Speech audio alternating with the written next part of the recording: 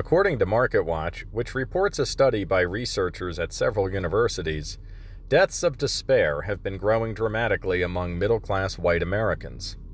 Deaths of despair, according to Wikipedia, are deaths attributed to suicide, drug or alcohol overdose, or liver failure. The researchers note in the article, the authors noted that many measures of religious adherence began to decline in the late 1980s. They find that the large decline in religious practice was driven by the group experiencing the subsequent increases in mortality, white middle-aged Americans without a college degree. The disturbing rise in these tragic types of deaths among middle-class whites is not a new phenomenon. It's been going on for a while and has mostly been attributed to the opioid epidemic and economic inequality. However, this is perhaps the first article I've seen that attributes the trend to a decline of religion. That's been a theory of mine for a while, so it's nice to see a study back up what myself and probably a lot of others might have already known intuitively. This article struck me for a number of reasons. I am white, partly anyway, I am middle-aged, and I am a former fundamentalist chick-tract passing out Christian teenager turned non-religious agnostic adult. I'm almost smack dab in the bullseye of the target demographic. The only exception is I do have a college degree, at least as far as a liberal arts diploma counts as a degree. FYI, it doesn't. Income and net worth-wise, I'm well past the US median, though still considered middle class. Despite this, I don't engage in any behaviors that would lead to a death of despair. I don't drink, smoke, or do drugs. I do, however, struggle with general feelings of apathy and nihilism, which I would attribute partly to my agnostic worldview. Emerging from the vortex of fundamentalist Christianity was probably the most psychologically grueling process I've ever undergone. And I'd be lying if I said that I feel freed or liberated from the supposed shackles of religion. Going from thinking you've got a mansion in the sky waiting for you after you die, to realizing you're going to simply cease existing when your ticket's finally punched, ain't an easy thing to do. Though nowadays, I do lend credence to the concept of reincarnation. If it was possible for me to exist once, who's to say it can't happen again in some future universe? Lightning strikes twice all the time, contrary to the old saying. Sometimes I wish I could go back.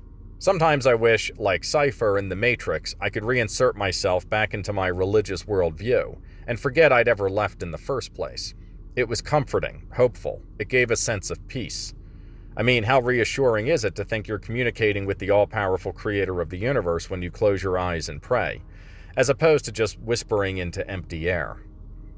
But once you're out of the religion game, there really is no going back. It would take monumental self-hypnosis, or a literal road to Damascus moment, to psych myself back into becoming a true believer. I don't align with the atheist movement, which is predominantly far left-wing with a small libertarian aspect, two political ideologies I don't espouse, and is also borderline toxic and hateful. I find the movement has a lot of misplaced anger towards religion, and is populated with axe grinders burned from bad childhood experiences. And I'm not anti-religious either. I think religion has an important, even vital place in society, and for most people, just not for me. However, this article has prompted me to consider a question. Is it worth believing in a lie if it makes your life better and gives you a sense of purpose? I put lie in quotes because who's to say that any one religion or another is truly just mythology or not, and whether a god or gods exist or not? I'm content with simply saying I don't know, hence my agnostic posture. I prefer to keep an open mind rather than make some arrogant declaration of certainty. I don't think the solution to all of these deaths of despair is simply getting back to religion. I don't think a revival, even a Billy Graham level one, would do the trick. Science has put too much of a wedge between glib faith and the cold, unrelenting force of reality. Information is too readily available that debunks so many religious claims that in years past would have gone unchecked and unchallenged. Naivete came easy 30 years ago. Now you've got to actively work at it. Facts are a mere Google search away. For instance, and I'm ashamed to admit this, but I'm going to anyway, I believed into my young adult years the claim of a young Earth. One of my evidential claims was the fact that Neil Armstrong only stepped into a small layer of dust on the moon, which would indicate, given the annual amounts of space dust that land in our lunar neighbor, that creation had only been around for 6,000 years. Then I found out how the dust compacts into the hard surface over time, leaving only a powdery top layer, and my long-held theory got blown apart. Hey, at least that's not as bad as claiming God is real just because the banana can fit in your hand, like Mr. Ray Comfort.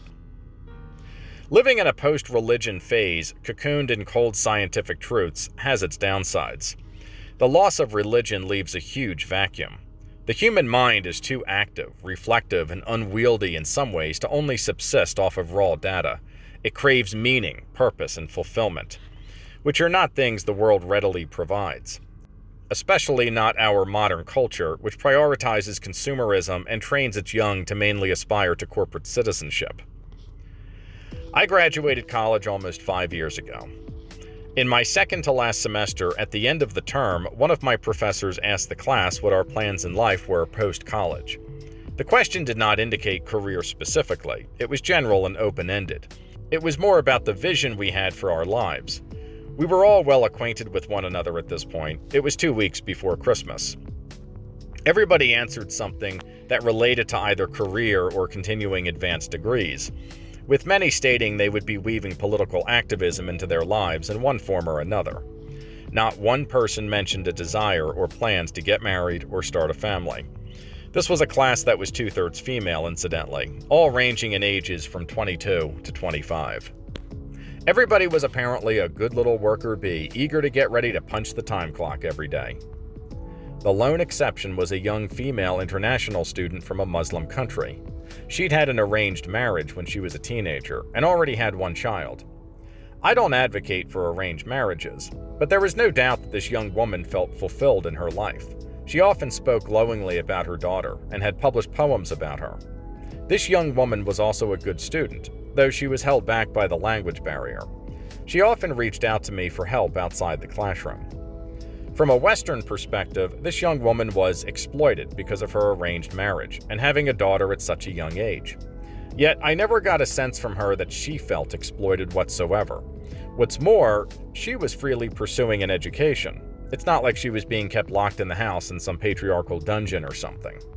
Even if you see religion as superstitious remnants of mankind's ancient past, there's no denying the role it plays as a social and psychological glue. Remove it, and people fill in the gaps with something else. And that something else may not always be comprehensive enough of a framework to navigate through the struggles of life. Things like career, political activism, social media, pop culture, even movie franchise fandom. Star Wars and Marvel may as well be de facto religions by now. Those are all nice things to care about, but I doubt any of them are enough for most people. Religion also used to foster many romantic relationships.